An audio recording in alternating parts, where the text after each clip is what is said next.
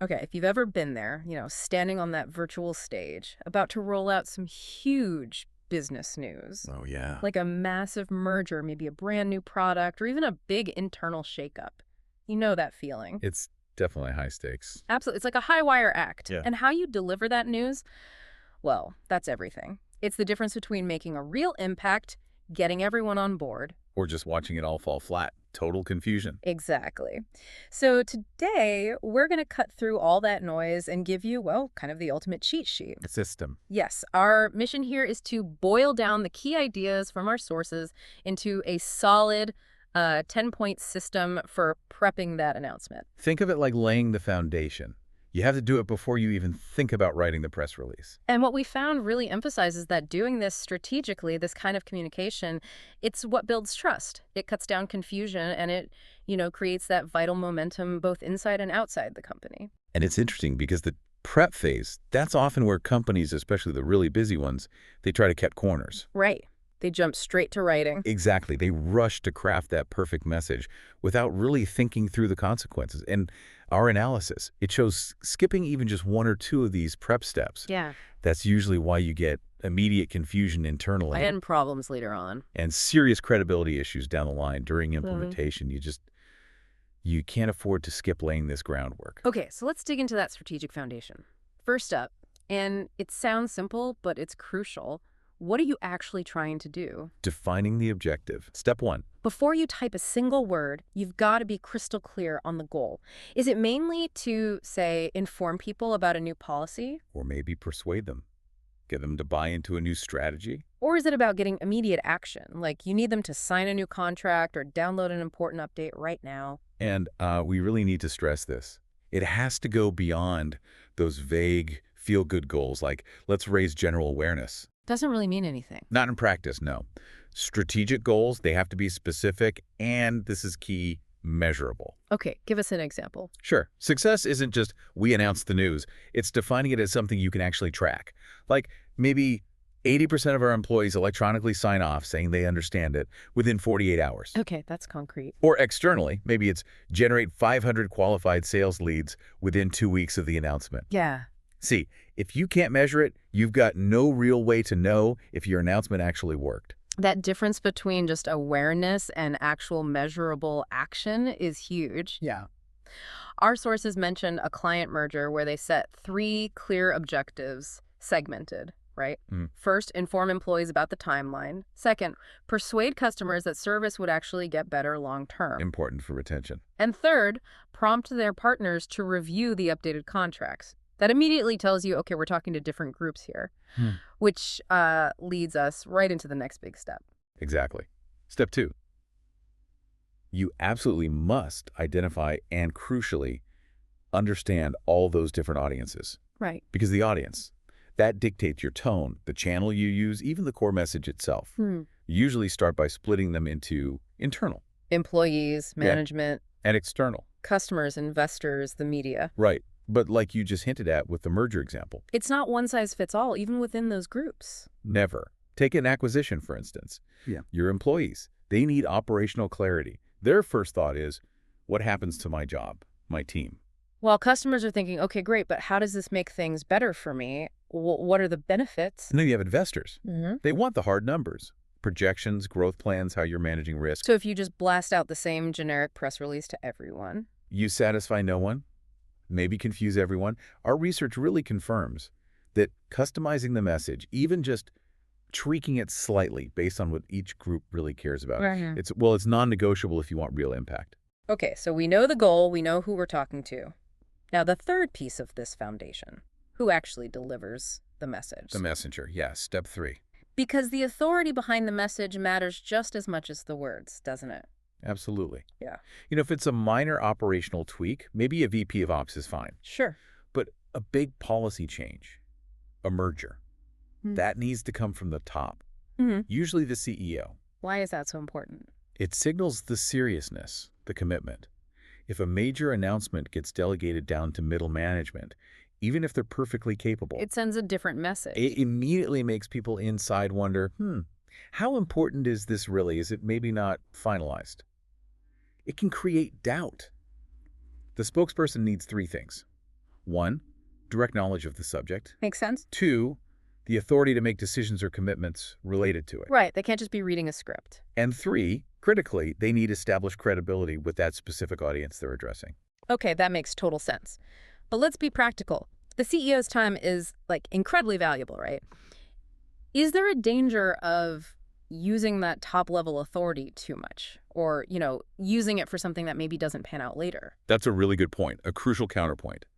And that's why our sources often suggest using co-messengers, especially for complex or really technical news. Ah, okay. Like pairing people up. Exactly. Maybe the CEO delivers the high-level strategic vision. Here's why we're doing this, where we're going. Sets the tone. And then you pair them with, say, the head of the relevant department, maybe the tech lead, who can handle the deep, specific, operational questions. That combines the authority with the actual expertise. Precisely.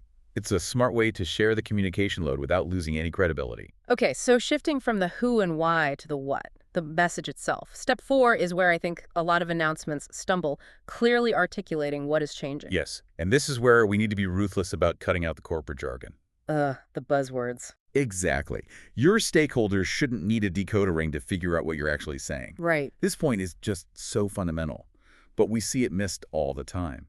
Instead of saying something like, we are synergizing our core competencies to optimize our organizational structure. Size. Just tell me what's happening. Just say it plainly. We're combining the marketing and sales departments into one team. It starts Monday. Clarity leads to action. It reduces fear. And that clarity needs to be thorough, right? Our sources stress there are 4 core details you absolutely have to cover. The 4 Ws, basically. What exactly is changing when it actually takes effect? Where it applies, is this global or just one region? Crucial detail. And who is affected by this change? If you leave any of those hanging. Ambiguity is your enemy here. Yeah. That vacuum. It gets filled instantly with rumors, anxiety, negative speculation. Okay, so you've clearly stated what's changing. The very next breath almost needs to be step 5, explaining the reason behind it, the why. Yes, the why. This context, this is arguably the single biggest factor in shifting people from resistance. Which is natural. Totally natural. Huh. Shifting them from resistance to actual support. People push back on change when they think it's just arbitrary or they don't see the bigger picture. Yeah, I often see companies kind of struggle here. They might try to spin a tough financial necessity as some kind of exciting strategic growth initiative. Where do they usually fall short on transparency? They fall short when they disconnect the decision from the outside world, from reality. Real leadership means linking that change to actual, unavoidable business factors. Like what? Like maybe evolving customer needs, disruptive trends in the industry, or sometimes it is the financial reality of scaling up or down. You have to connect those dots for people. So don't just say we're pivoting. No. Say we're pivoting because our market research shows 60% of our key clients now demand cloud-based solutions, and our current setup just can't deliver that effectively. Use the data. So sharing that specific data point or that market trend, it makes it feel less like an internal whim and more like a necessary response. Exactly. It replaces that internal defensiveness or skepticism with external credibility. It shows the leadership team is making thoughtful, informed choices based on real intelligence. Okay, that strategic context really sets the stage for the more logistical side of things. Let's move into the execution phase now. Step 6 feels critical for managing nerves. Share the timeline and key milestones. Absolutely. Announcing a change without a clear roadmap, that's just inviting anxiety and uncertainty. So what does a good roadmap look like? Well, it needs to be phased so you don't overwhelm people. You should outline the immediate actions like what needs to happen in the first 24 to 48 hours. Okay, the urgent stuff. Then short-term milestones. What should people expect to see achieved within, say, the first 30 days? Right. And then the longer-term implementation goals, maybe 90 days out, 6 months out, whatever fits the project. And one thing our research kept highlighting was building in buffer time. Oh, absolutely essential. Because, let's be honest, real-world projects, they rarely stick perfectly to the plan. Something always comes up. Always. If a project looks like it'll take 6 months on paper, you probably need to budget at least, I'd say, a 20% or even 30% buffer for those unexpected hiccups. System snags, training taking longer, maybe a regulatory delay. And the communication needs to reflect that possibility. Yes. Be honest about the planned phases, but also be transparent that timelines might shift slightly. Managing expectations with a realistic phased rollout is way better than promising instant, perfect execution and then failing to deliver. Right. Overpromising is deadly. Okay, so the timeline sets expectations. Step 7 gets to the heart of empathetic communication. Highlight the direct impact on every stakeholder group. This is where you show you've thought about them. You have to proactively address how this change is going to affect their day-to-day work or their experience with your company. And that means really tailoring it again, right? Deeply tailoring it. For your employees, the focus has to be on things like job security, maybe new roles or responsibilities, definitely any new workflows, and crucially, the training they'll need. And not just that they need training, but when and how they'll get it. Exactly. For customers, you focus on the benefits, how service might improve, ensuring continuity. But you also have to be upfront and offer alternatives if maybe a feature they use is going away. Ooh, that's a tough one, but necessary. Very necessary. And for your partners or vendors, their message needs to be super specific about any changes to contracts, delivery schedules, how you'll collaborate going forward. You want to minimize disruption for them to keep things smooth? Absolutely. Secure their cooperation by being clear and proactive. Okay, so you've explained the impact. Now you have to give them the tools to deal with it. Step 8. Provide resources and support channels. Yes, you need robust, practical support ready to go the moment the announcement hits. The big goal here should be enabling self-service as much as possible. Self-service, like what kind of things? Comprehensive FAQs, definitely. Make them searchable. Try to anticipate the questions before they flood in. Good FAQs are gold. They really are. Also, dedicated help desks. Maybe a special phone line or email for announcement-related questions, and detailed training materials, think video tutorials, clear written guides, maybe checklists. Make them available 24/7. And for really big changes, the volume of questions can be huge. Exactly. That's where self-service tools become invaluable.